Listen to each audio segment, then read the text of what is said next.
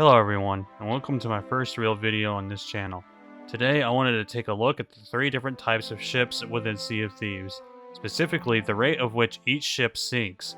Now I'm sure most Sea of Thieves players know by now that the sloop has the best maneuverability and is the fastest against the wind, while the galleon is the fastest with the wind, and the brig being an in-between. I'll talk more on how I feel about the brig later, but for now, I want to tackle the question, how fast do ships sink? So the way I tested this is by getting in each of the ships and sailing them to a nearby skeleton fort. I used both a cannon and a keg. I started off with the sloop first. One hole, it takes the ship 2 minutes to sink. With 4 to 5 holes, it takes 1 minute for the ship to sink. I tested this with the brig and got the same results. 1 hole, 2 minutes, 4 to 5 holes, and 1 minute.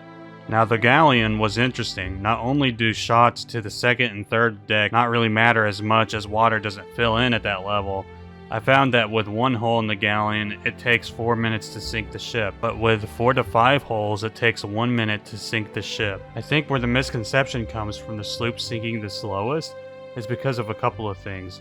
Firstly, it is a small ship, so it doesn't take long to get from one end of the ship to the other. The lower deck is really small, so you can start repairing and bucketing much faster than the other ships. Another thing to note, the captain quarters where the map is take holes too, but water does not fill in frequently through those holes, so you can delay repairing those holes until the end of the fight or through a mid type of fight, at least until you got the bigger holes on the lower deck repaired. The brig, on the other hand, really only has 2 levels to it. The top deck and the lower deck. There isn't a gray area, so to speak, on the ship for the lack of a better term, like there is on the sloop and the galleon, where the sloop can take hits to the map room and not really worry about it as much, and the galleon can take hits from the top section and the lower section, but not having to worry about it so long as there's no holes on the lowest deck. So it seems to me the advantages of the sloop and the galleon are quite clear. However, I couldn't exactly figure out a reason why you should use a brig over a galleon when playing with 3 players. It doesn't have the maneuverability of a sloop, and it doesn't have the speed of a galleon with the wind, and the added advantages of players having to hit the lowest deck.